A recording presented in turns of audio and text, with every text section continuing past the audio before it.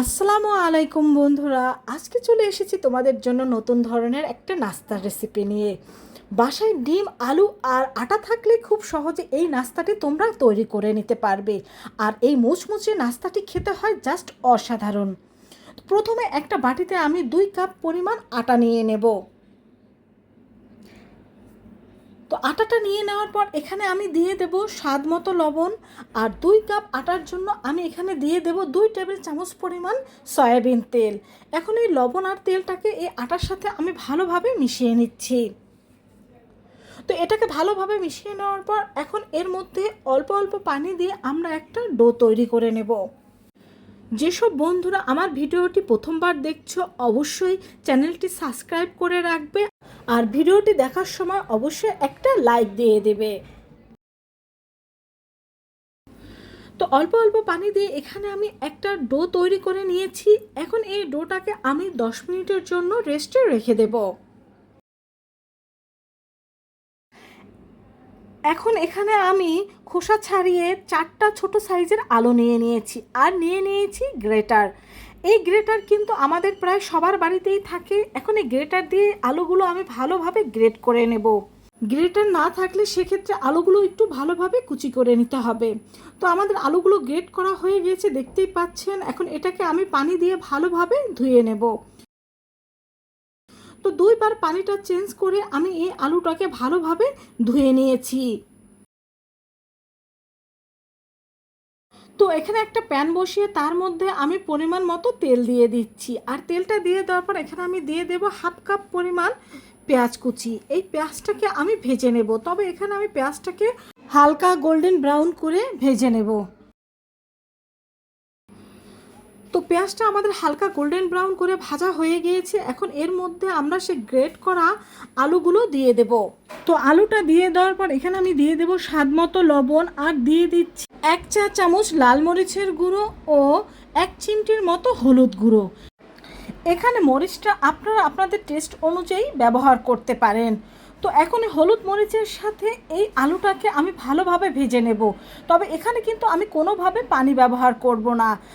দিয়ে দিচ্ছি এখানে সামান্য কাঁচামরিচ কুচি। আর যেহেতু এটা গ্রেটার দিয়ে গ্রেট করা আলু কুচি, তাই এখানে 5 থেকে 6 মিনিট এই আলুটাকে ভালোভাবে ভেজে নিলেই সিদ্ধ হয়ে যাবে। তো আলুটাকে এক সাইড করে এখন এর মধ্যে আমি দিয়ে দিচ্ছি 3টে ডিম।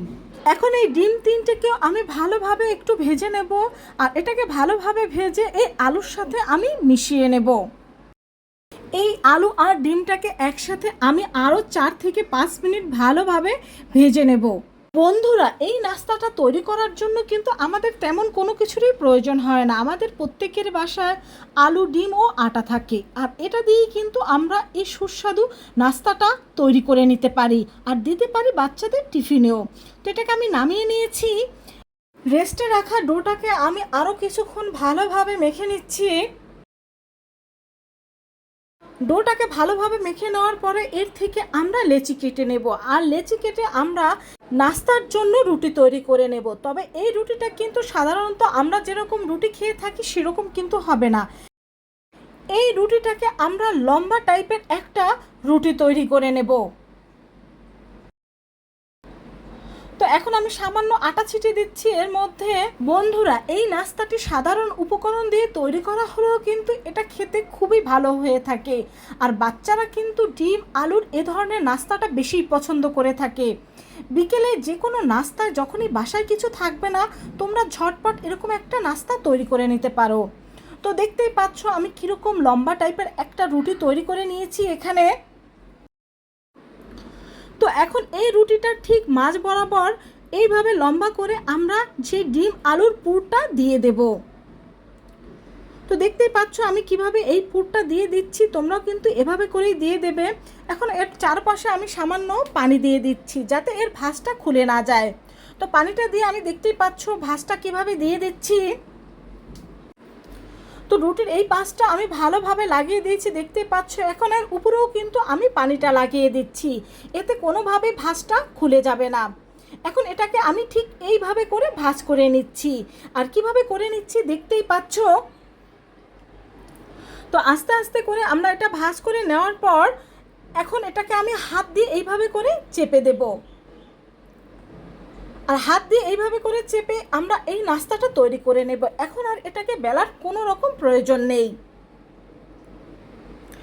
তো এখানে কিন্তু আমাদের একটা নাস্তা একেবারে তৈরি হয়ে গিয়েছে। আর ঠিক সেমভাবে আমি কিন্তু সবগুলো নাস্তা তৈরি করে নেব। তো তোমাদের বোঝার সুবিধার্থে আমি আরও একটা নাস্তা এখানে তৈরি করে দেখিয়ে দিচ্ছি। আর দেখতেই পাচ্ছ আমি কিন্তু সেমভাবে সবগুলো নাস্তা তৈরি করে নিচ্ছি। আর এখানে কিন্তু এই পানিটা তোমরা অবশ্যই লাগিয়ে নেবে। এই পানিটা লাগিয়ে না নিলে কিন্তু এর ভাঁজগুলো খুলে যাবে।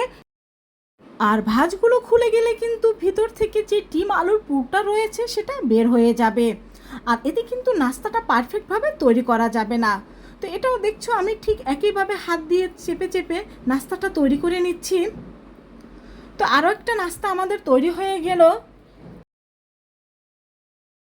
তো নাস্তাগুলো ভালোভাবে তৈরি করে নেওয়ার পর এখন এই নাস্তাগুলো আমি গরম তেলে ভেজে নেব। আর এখানে অবশ্যই নাস্তাগুলো ডুবো তেলে ভেজে নেওয়ার চেষ্টা করবে। তেলটা গরম হলে তার মধ্যে আমি একটা একটা করে নাস্তা দিয়ে দিচ্ছি। তো ভালোভাবে ভাজার সুবিধার্থে আমি এখানে কিন্তু অনেকগুলো না দিয়ে মাত্র 3টে নাস্তা এর মধ্যে দিয়ে দিচ্ছি। তো নাস্তাগুলো এক পাশ হয়ে গেলে আমি অন্য পাশ উল্টে দেব।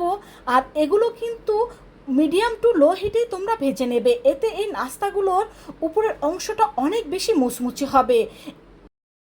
এই নাস্তাটা মুচমুচে হওয়ার কারণে কিন্তু আরও অনেক বেশি টেস্টি হয়ে থাকে। তো নাস্তাগুলো ভাজা হয়ে গিয়েছে, এখন আমি এগুলোকে তুলে নিচ্ছি। সেম একইভাবে আমি সব নাস্তাগুলো ভেজে নেব। তো বন্ধুরা দেখে নিলে কত সহজভাবে ঝটপট আমি একটা নাস্তা তৈরি করে নিলাম। তো বাসায় থাকা উপকরণ দিয়ে এভাবে কিন্তু তোমরা ঝটপট মজাদার এই নাস্তাটি তৈরি করে নিতে পারো। তো আশা করছি রেসিপিটি তোমাদের খুব ভালো লেগেছে। ভালো লাগলে অবশ্যই কমেন্ট করে জানাবে, বন্ধুদের সাথে শেয়ার করবে আর চ্যানেলটি সাবস্ক্রাইব করে আমার পাশে থাকবে। শুধু বিকেলের নাস্তার জন্য নয়, সকালে বাচ্চাদের স্কুলের টিফিনেও কিন্তু রুটি ভাজির পরিবর্তে একটু পরিবর্তন করে তোমরা এইভাবে করে নাস্তাটা তৈরি করে দিতে পারো। এরকম টিফিন ফেলে বাচ্চারাও কিন্তু অনেক খুশি হয়ে যাবে। তো সবাই ভালো থেকো। আল্লাহ হাফেজ।